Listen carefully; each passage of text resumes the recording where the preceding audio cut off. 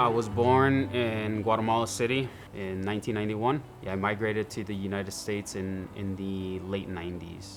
With a ton of violence around us, my mother had to make a decision. I remember very vividly the bus doing a routine stop with immigration. My mom was essentially interrogated by the officers who had noticed that we had gone over our visa limit. I have 3 kids in this bus. I am alone. I have this amount of money on me. My goal is to get my children as far away as possible from Guatemala. I remember her opening her fanny pack and grabbing a ton of like cash or whatever she had in there and being like, do you want it? Or like trying to bribe them essentially. The officer waved it off. He told my mom, no, put your money away. You're gonna need it for the travel. Days within arriving in Tucson, Arizona as a kid, I remember finding a soccer ball and my brother and I just going out to the apartment little field in the middle and, you know, kind of playing soccer. And then soon enough, it turned into us kicking the ball with local kids.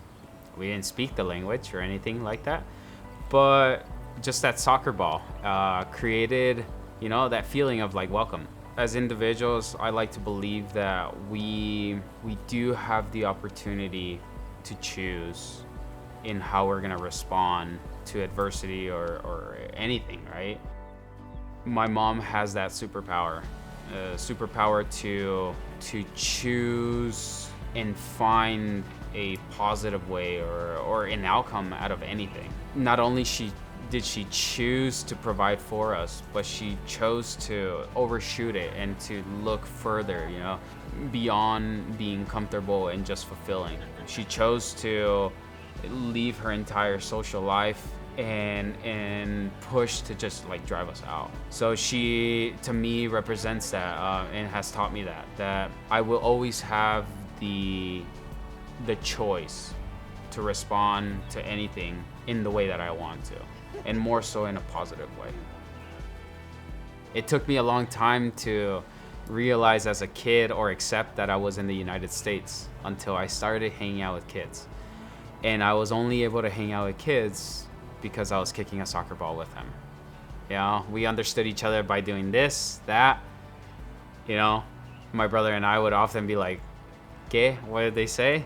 But we always had that goal, you know, score a goal and then you connect and make people laugh. And to this day, I get that same little feeling in my chest when I'm able to bring a friend out cycling, or when I'm able to bring a friend, you know, climbing to the gym, or when I see a member of my community from, you know, the gym that I work at outside climbing or experiencing the things that I do. I get that feeling.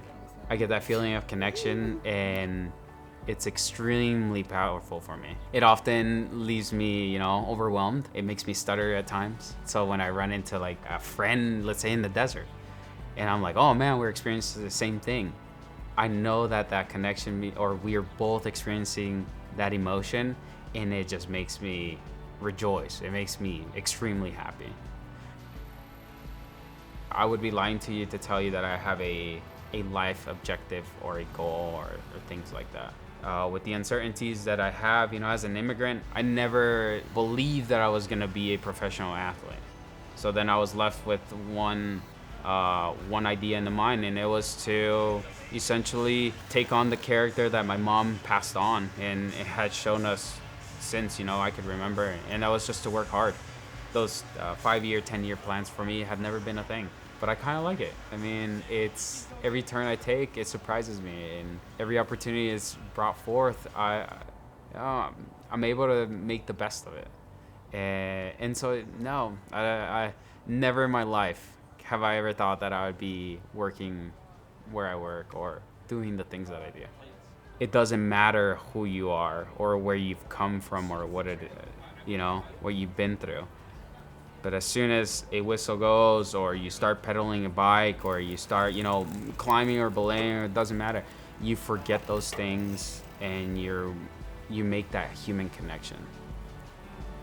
What fuels me is my community. My community frees me, and it makes me feel welcome, appreciated, and connected. My name is Alvin Garcia. I live in Salt Lake City, Utah, and I was born in Guatemala City.